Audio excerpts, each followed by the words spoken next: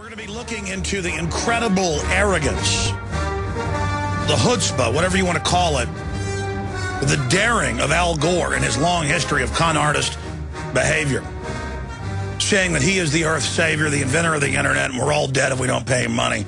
He's relaunched his fraud, he's treading water, and I want to politically put this guy into the deep Davy Jones locker.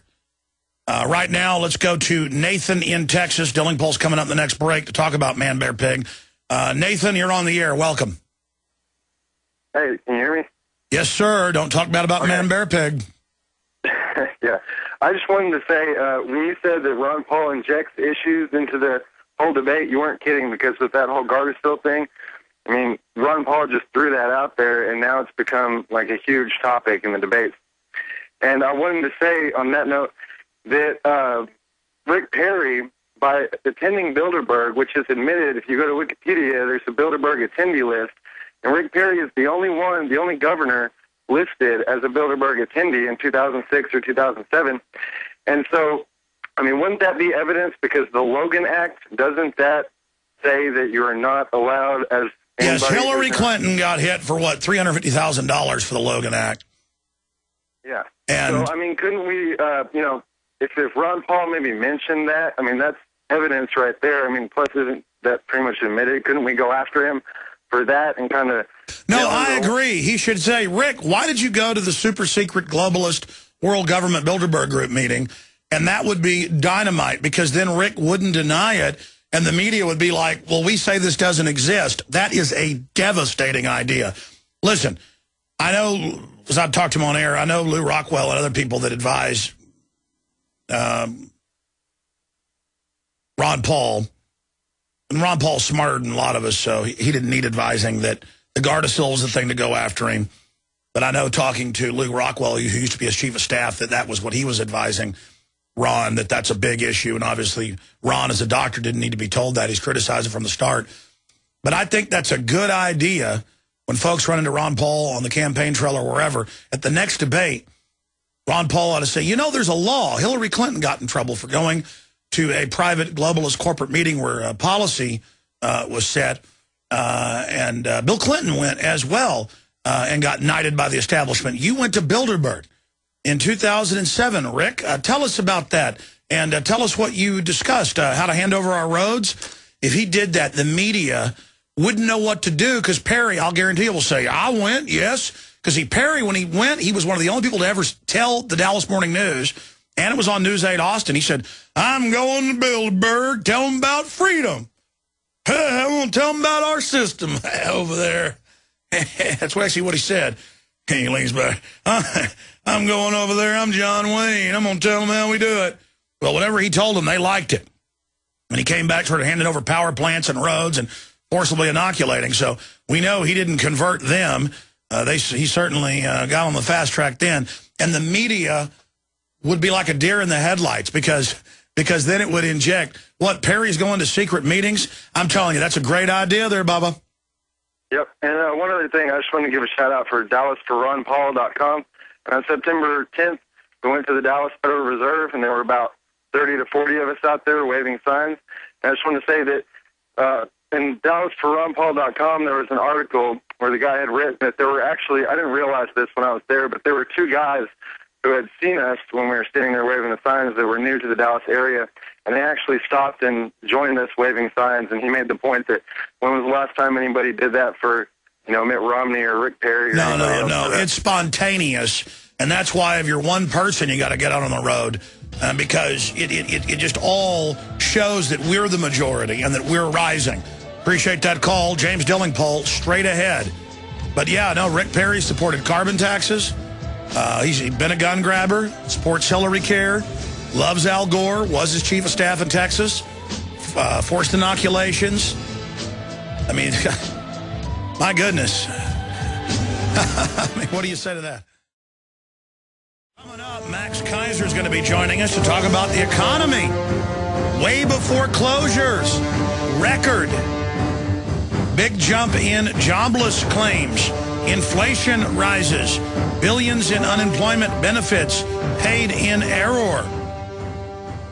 Rogue trader lost $2 billion.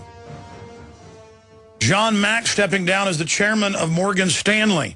New York man banned from hunting anywhere in the world.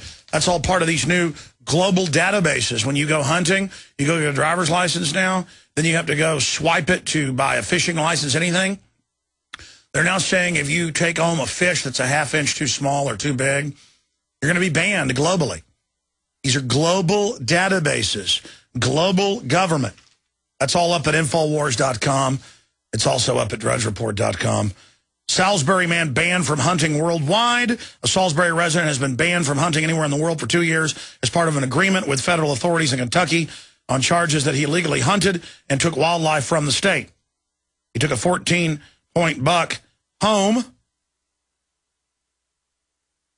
And I guess he had a license in one state but not the other. So he went hunting, and now he's globally banned, see. I didn't know there was a global government. It's all globally standardized. The exact same rules in England, Germany, Australia, the U.S. They've had a 40-year program. It'll be 40 years in a few months of taking blood from all babies at birth, putting them in a global database.